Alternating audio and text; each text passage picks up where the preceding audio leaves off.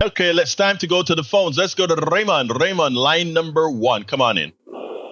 Good morning, Egberto. How are you today? I'm doing fine, my brother. Talk to me. All right, thank you. I'd like to address the topic from the previous segment that you just finished up about 5 minutes ago. Economics, and I know that there's no such thing as a perfect government system, but you made a point that with the government being cut back, you're going to have workers taking private jobs that are making less money and therefore having less money to spend in their local economy. I'd like to share another perspective on that, get your feedback on it. Sure.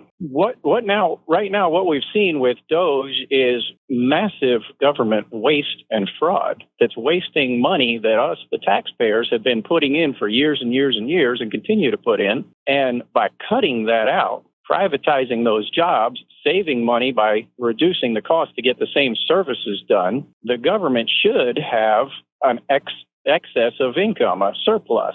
And what they should do, I'm not saying they will do this, but what they should, the level of taxation on the rest of the people. So that guy that got his private job over at UPS has less of a tax burden and the same amount of money to go spend on his local economy. And I think that's the goal of the current administration. And it makes sense because who has control of that money? It's the people that are collecting it and distributing it. And that right now is the government. And they're doing it very inefficiently. They're spending a lot more than they need to. And you've seen a lot of reports with Doge committing a lot of fraud with that money as well. I think they're not being very good fiduciaries of our taxpayers' money. I can tell you my example, I lose about 30% of my income before I ever get my paycheck. And by the time I spend all my money, I've spent about 50% of it on taxes. And that's not okay. That's not sustainable long term. I'd like to see that turn around. What's your thought on that? Okay, and look, first of all, I appreciate you. One thing I like when somebody differs from what I'm saying is for them to have a logical explanation of what they're saying. And what you gave was a very logical explanation of it, right? Now, unfortunately, if we do it numerically, as far as how much money saved, it doesn't wash for the middle class or the poor. Let me explain. If you take a look at, let's say, I get rid of that $60,000 job, but that 30 and put a whole lot of $30,000 jobs in business, right? What happens is that person that is making that has lost $30,000 isn't going to make that back in taxes because more than likely the person making $60,000 never paid more than $2,000 in income taxes. So right there, numerically speaking, and I'm not talking about whether it is right, wasteful or not, because my contention is that an economy is a man-made entity and somebody's waste is somebody else's income. I know it's hard to accept that, but we've always accepted that with the banking sector. They screw around and lose a lot of money and we throw money at them no matter what. Okay. So I understand you're coming from a philosophy of being a good steward of your own family's income. And that's great. Unfortunately, in my humble opinion, my brother, is that's not how government works. Now, when it comes to your statement about Elon Musk finding a lot of things, a lot of fraud, it's not true. It is, and it's provably not true that Elon Musk is finding a lot of waste. And the reason he's not finding a lot of waste is the parts of government that are very wasteful are not the part that he's likely to contend with. As an example, he called USAID wasteful. Not true.